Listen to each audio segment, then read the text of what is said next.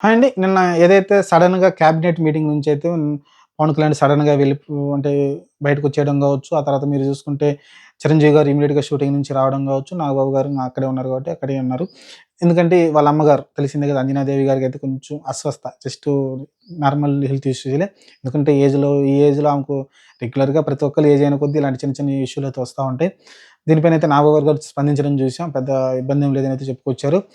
కాపోతే కొంతమంది కొన్ని పోస్టులయితే పెడుతున్నారు. ఎందుకంటే కన్ఫర్మేషన్ లేకుండా కొన్ని కొన్ని రాంగ్ పోస్టులు పెట్టడం అనేది చాలా తప్పండి సోషల్ మీడియాలో.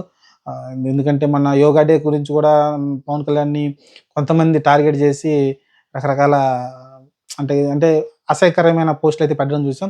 అలానే నిన్న అంజనీ దేవ్ గారి గురించి కూడా కొంతమంది ఇష్టపడని వాళ్ళు లేకుంటే దాన్ని ఎలానో నాకు అర్థం కావట్లేదు. ఎందుకంటే అది చాలా సెన్సిటివ్ మ్యాటర్ గదా! సెన్సిటివ్ మ్యాటర్ అయినప్పుడు మనం ఏం జెప్పాలి? జస్ట్ హాస్పిటల్‌లో జాయిన్ అయ్యారు అని చెప్పి అంతవరకు వదిలేయాలి గానీ, మీరు మీ అంతటికి ఊహించుకొని జరిగిపోయిందని చెప్పడం అనేది కరెక్ట్ గాదు.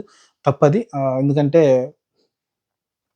న్యూస్ మనం చెప్పినప్పుడు నీకు ఎంతవరకు తెలుసో నిజమో, ఆ నిజం వరకే చెప్పాలి గానీ, ఆ నిజానికి ఇంకొంచెం ఆద్యం బోసి, ఇంకోటి కల్పించి చెప్పడం అనేది తప్పవుతుంది.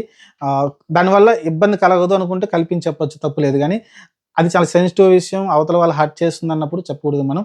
అది కొంచెం నేర్చుకోవాల్సిన అవసరం అయితే ఉంటుంది. సోషల్ మీడియాలో మరీ కొంచెం ఆకతాయిలు మరీ కొంచెం ఎక్కువ ప్రవర్తిస్తా ఉన్నారు. చూద్దాం ప్రస్తుతానికైతే వాళ్ళ అమ్మగారు బాగానే ఉన్నారు హాస్పిటల్‌లో.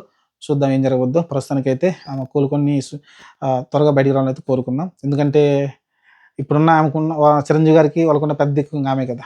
కాబట్టి ఆమె కోలుకొని త్వరగా ఇంటికి రావాలని కోరుకుందాం.